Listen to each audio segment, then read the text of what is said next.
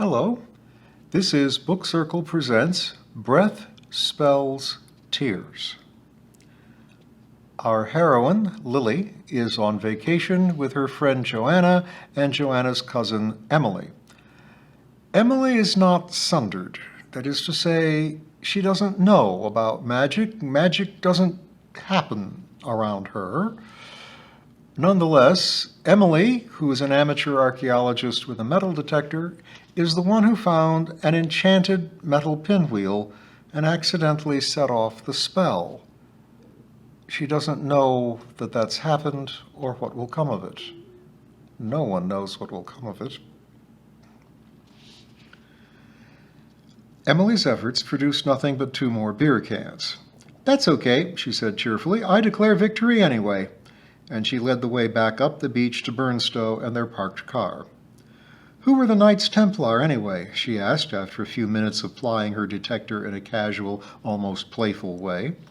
She directed the question to Lily, whom she had clearly pegged as an historian. Lily obliged. "They were a military order, the biggest one. They took vows like monks and had a big organization all over Europe. They started out supplying fighters for the Crusades, but later they got into banking.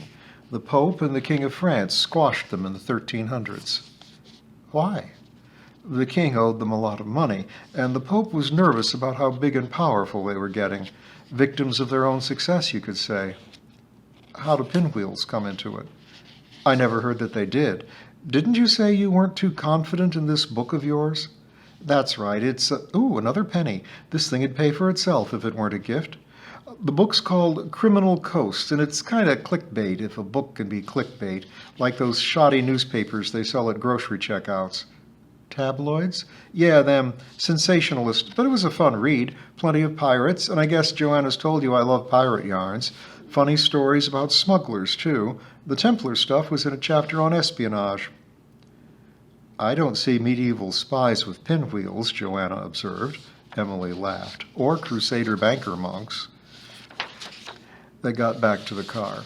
Emily proposed a scenic route back to the inn, which got them lost for about an hour. Lily spent the hour trying to detect if they were cursed or pixie-led as a result of the pinwheel spell, while not looking worried. She did not succeed in either effort. "Relax," Emily told her. "If we head east, we'll hit the coast, find out where we are, and take the coast road back to the inn. Or we can wait until we get some coverage back and ask the GPS."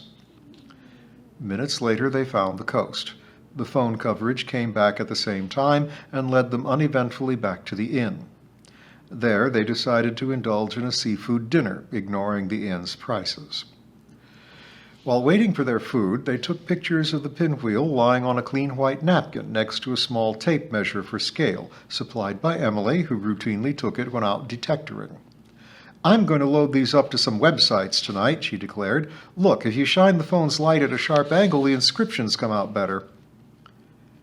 After dinner, Lily and Joanna got another look into the world of detectorists through Emily's laptop, as she uploaded the images of the pinwheel, then made proud announcements on websites. Since it was not coinage or precious metal, there seemed a decent chance she might be able to keep it lawfully, but determining this was boring, so they switched to watching funny videos. They had had a rich meal after a day of walking in the sun and wind. Emily yawned. Half an hour later, Joanna yawned. Lily was too keyed up to yawn, but even she felt sleep lowering a curtain between her and her misgivings. And so to bed.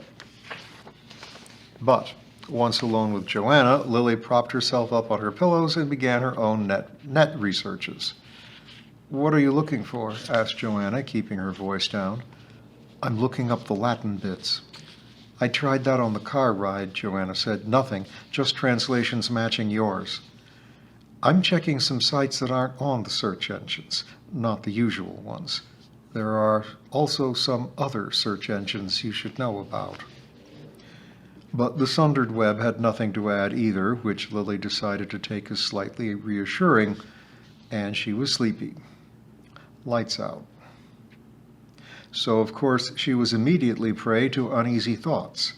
Should she call her Baron? Or even the Majory? And tell them what? Hello, I'm a student at Barfields, and I get pretty good marks in magic analysis, and I think an unsundered friend of mine just set off an old spell. No, I don't know what it did. No, there's no magic left now. No, no one else saw anything, just me. The response would be somewhere between a politely condescending dismissal and an abrupt click, which meant that really she should just go to sleep. She tried. After nearly an hour trying to hypnotize herself into believing there was nothing wrong, she achieved a drowse. She woke at once when the yelling started. The first thought that came to her was, there it is. She nearly collided with Joanna at the connecting door, then let her go through first. After all, Emily was Joanna's relative, not hers. But this thought came with a twinge of guilt. She felt a rising reluctance to encounter whatever was making Emily yell. But there was nothing to encounter, only Joanna gently shaking Emily by the shoulder. Em, wake up, it's just dreams, wake up. For a few more seconds, Emily tossed and yelled, then uttered a few ugly, shapeless sounds that were trying to be words of protest. Then she woke with a gasp. Em, it's okay, Joanna said firmly. You're okay. Lily turned on the light. There was the other bed with its collection of finds. In the middle was the pinwheel. She stared hard at it, closed her eyes, took a breath, and did the mental exercises she'd been taught for magic detection. Nothing there. Anything anywhere in the room? She didn't feel satisfied telling herself yes or telling herself no. Blast. She turned to Emily and Joanna. Thanks, said Emily. Wow, that was nasty. Haven't had anything like that in years. Lily sat down next to her on the bed. When one of us had a nightmare, my Aunt Lou used to say, talk about it if you think that'll make it seem less scary, or we'll talk about something else if you just want to forget it. Which would you rather? Emily stared at Lily in a mixture of confusion and surprise. I have an app on my phone for playing a trivia game, Lily offered, if you'd like to do that while you calm down. No, I think I'd like to tell you. That might make it seem trivial, silly, less. Fire away, said Joanna, sitting down next to Lily. Emily took a couple of deep breaths, then, in what looked to Lily like a delaying tactic, remarked, Your Aunt Lou sounds like a wise old bird. Lily nodded. She was. Let's say is. She put in a lot of time as a professional child wrangler, nanny, governess, private tutor, and when she retired, she just kept on with us. We were awfully lucky to have her. Then she looked expectantly at Emily. Well, I was out walking on the beach, now. That is, it was night, like now. And there was a wind blowing off the ocean into my face, and I looked out and saw a little white speck on the horizon. And I knew it was a sail, that a ship was coming in. And I stood and studied it a while, and I remember thinking that I shouldn't be able to see it in the dark, that it must be glowing. And for a while, it was just interesting, but then I realized the wind was blowing it straight at me. And I thought that there was no place to dock, to moor. But then I remembered about Viking longships just coming straight up on the shore, and the men jumping off and attacking, charging up through the surf. And then there was surf, and the wind was much higher, and I felt sure the ship was attacking. And I turned to run and tell somebody, but I slipped on the shingle and slid into the water. And then I was drowning, and an undertow was sucking me away from the land. And that was bad, but what was worse was that I knew the undertow would take me out to the ship, the attacking ship, and they would, I don't know, make sure I drowned, get me. And I was trying to get my head above water and yell for help and thrash my way out of the water all at once. And then I woke up. That sounds pretty lame, I know. Perfect, Lily announced. That's how it's supposed to work. telling it to defuse it. Could we play that trivia game for a while anyway? Certainly. Within an hour, the trivia game became boring. Emily yawned a few times, and everyone went back to bed. But they left the connecting door open. Lily drew Emily's curtains. The room had a nice seaside view, but now was not the time to enjoy it. Well, that was right on the nose, Joanna remarked as she and Lily resumed their beds. Are we done now? Wish I knew, Lily sighed as she turned out the light. They waited until half an hour before the inn stopped serving breakfast before they woke Emily. She apologized for getting them up. She apologized for keeping them up. She apologized for making breakfast late. After the third apology, Joanna said, Em, it's all right. It's no more your fault than the weather. It happens, we cope. The actual weather's still great. Let's rev up the Bloodhound and hit the beach. So they did, starting at the inn, then heading left along the sand toward Burnstow. But it was soon obvious to all of them, though none commented on it, that Joanna was leading Emily. She walked ahead, pointing out allegedly likely places to scan, asking after progress, making cheerful remarks about the nice day and how the tide was so much lower now and wasn't that convenient. Emily, on the other hand, was mostly silent. She waved the detector about in a way that looked haphazard, especially if you had seen her technique yesterday. Her footsteps dragged. After a bit, she offered the detector to either of the other two. Joanna took it reluctantly, put up with a few minutes of bad-tempered instruction and correction from Emily, and wound up leading a silent procession along the beach. Lily watched.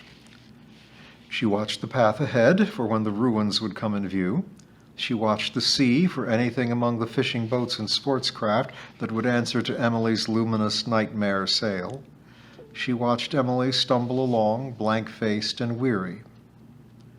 Besides watching, she continually quizzed her surroundings mentally for any sign of magic, working, waiting, or residual, but found nothing. She felt badly about doing nothing to relieve the silence, but could think of nothing to say. Eventually, Emily stopped trudging and said, I'm sorry. I don't want to go any further. I'm done in. What sleep I got last night did me no good at all. Very understandable, Lily murmured. Sure, Em, said Joanna. We'll go back and flake out on the porch. Emily shook her head. No, thanks, but I'm so tired. I just want to lay down right here.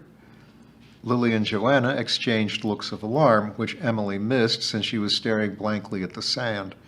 You can't lay down here, Joanna exclaimed, waving her arms to indicate the empty beach. You'll get sunburned and chilled at the same time.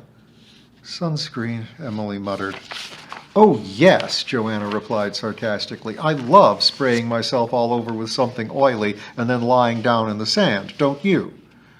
I'm just so tired, Emily pleaded. Tears sounded not far away. There's that, Lily said, pointing down the shoreline. A few hundred yards ahead was an old wooden pier, the outermost of Burnstow. The town was just visible in the distance. Apparently, there had once been a fisherman's house out here. The house had vanished, but the pier remained, running from some grassy dunes on posts across sand and shingle, then a few yards over the sea. We could get under there to be out of the sun, and the dunes might give us a bit of a windbreak. All right, said Joanna. Emily said nothing, but followed in a silent plod. Eventually, they were under the pier. The sand was chilly and lumpy, but Emily stretched herself out on it and went to sleep immediately. Joanna and Lily sat down on either side of her. After a few minutes, Joanna asked, It's all gone? As far as I can tell. Shot its bolt yesterday when she blew on the pinwheel. Not a whiff since. I've been looking. Last night was quite the whiff, Joanna contradicted. I have a hard time believing there was no connection, but there was nothing was running at the time. Lily did not want to use words like magic or spells any more than Joanna did, in case Emily was not as unconscious as she looked. Lily sighed discontentedly. Sundered gamblers with the right skills have been known to play for the energy of a night's sleep. Maybe the pinwheel was for making extractions like that. Nasty little gizmo, Joanna grumbled. Lily nodded. Her own sleep had been far from perfect. She lay back on the sand, her arms folded behind her head to keep the sand out of her hair, sighed, and closed her eyes. Joanna leaned back on her elbows and asked, "How long should we stay? Till lunch?"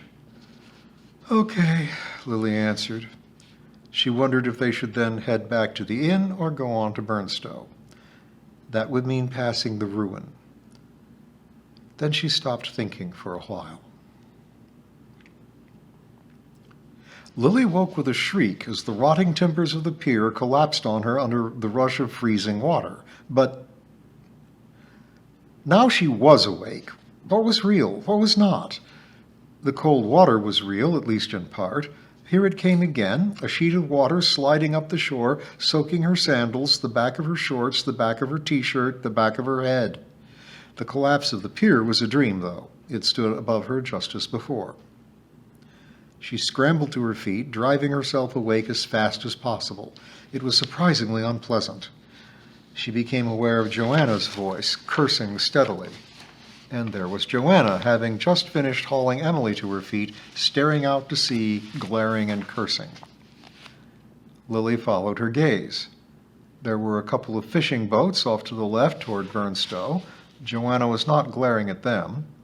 There on the horizon was a tiny triangle, bright white like a little flame. As Lily watched, it vanished. Had it sunk? Or just sailed over the horizon? That fast? Here came another sheet of water, more leisurely, making a half-hearted swipe at their feet. Joanna made sure Emily would stay standing on her own, then bent down and retrieved the detector. It had gotten wet. She pushed a couple of buttons experimentally, gave a satisfied grunt, then shouldered it. She hooked her arm through Emily's and led her out from under the pier back toward the inn. Emily was awake and even a bit adrenalized. "I suppose," she said, "the locals would laugh at the silly tourists who didn't take the tide into account." "They'd have no reason to," Joanna growled. "Yes, the tide's coming in, but not that far. Look," she pointed along the writhing waterline. "It hasn't come up nearly that far, except just for us." "Must be something odd about the seabed there," said Emily, sounding almost normal. "Or something," Joanna muttered. She locked eyes briefly with Lily. "Come on, back to the inn, change clothes, loll on the porch, wrap in those big, thick white towels they have." "Lunch," proposed Emily. "Oh, yes, lunch," Joanna agreed, still growling, as if lunch would feature filet of enemy when she could figure out who that was. In fact, lunch featured toasted sandwiches and hot tea and coffee. Internally warmed, and with Emily apparently back to normal vigor, they did not loll on the porch, but took off in Joanna's red car to cruise about inland. Late afternoon found them in a suitably picturesque village in a used bookstore. Emily went to search for books on pirates and treasure, leaving Joanna and Lily in an alcove full of children's books. Joanna spotted a copy of The Voyage of the Dawn Treader. With compressed lips, she hooked it off the shelf and opened it to the illustration of 3 children falling through the picture into the ocean before the ship. "Are we getting the reverse of this?" she asked, showing the picture to Lily. "A ship coming out of the dreaming at us?" "Did you see? I didn't go to sleep at all. I just watched. I saw that sail show up, and a minute later we got our own bespoke high tide. Sent by what? Is it coming out of the dreaming? What's on it? At first I thought it was just nightmares plaguing Emily, though that's bad enough. But who is this that is coming?"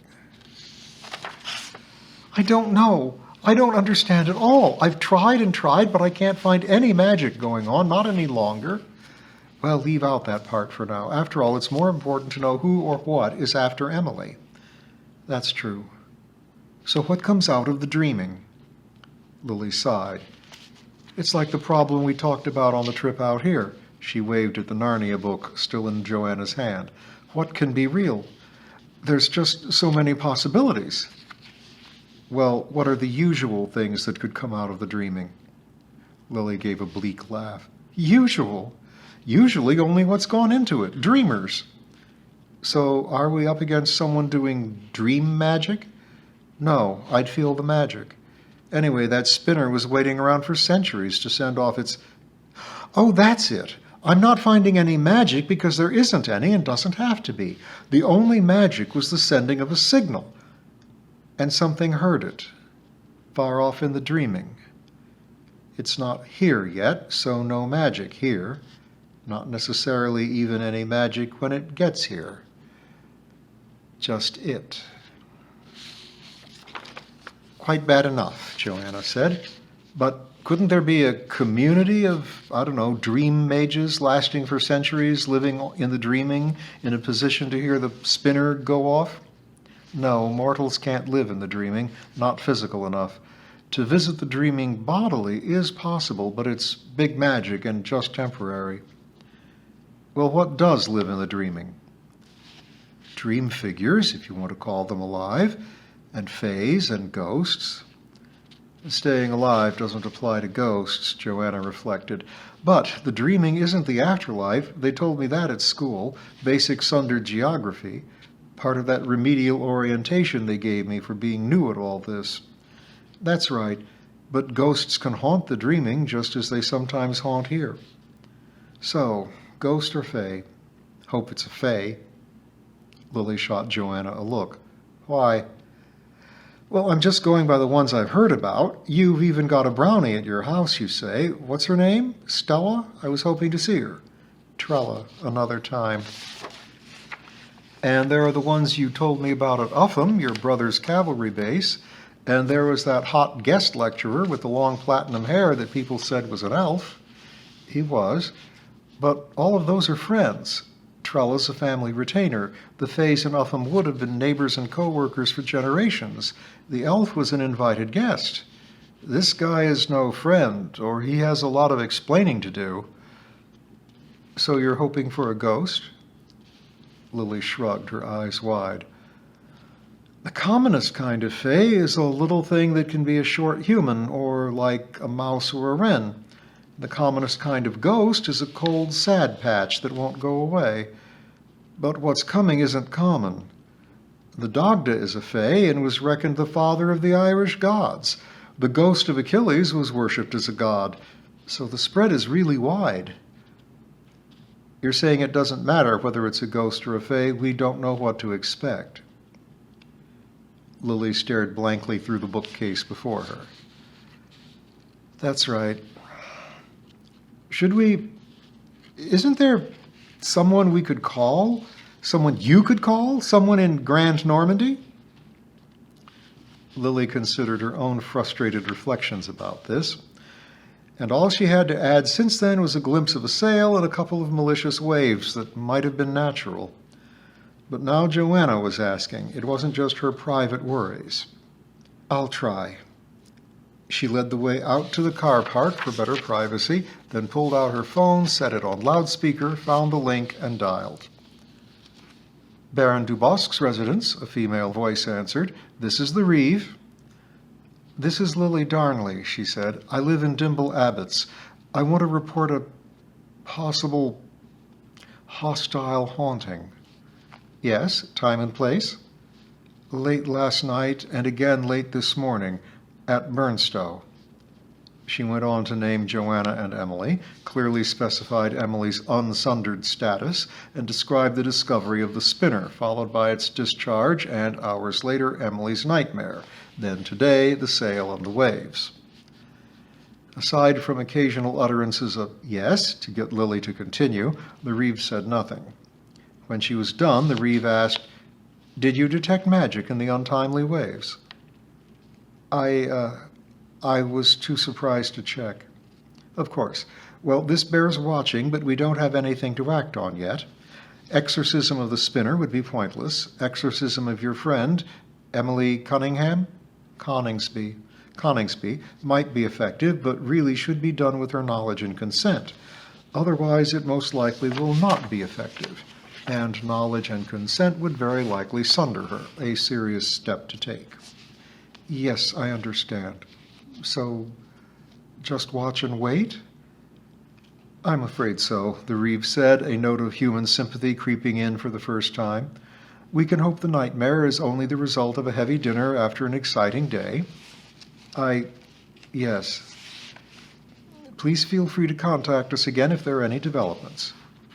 Thank you, said Lily on a fading note. The Reeve hung up. Joanna swore. They re-entered the store and found Emily at the checkout counter. Look! She held up a brightly colored cardboard children's book. Famous Pirates. I had it as a kid. Unbelievably sanitized. And we'll see if Emily's day remains sanitized next time.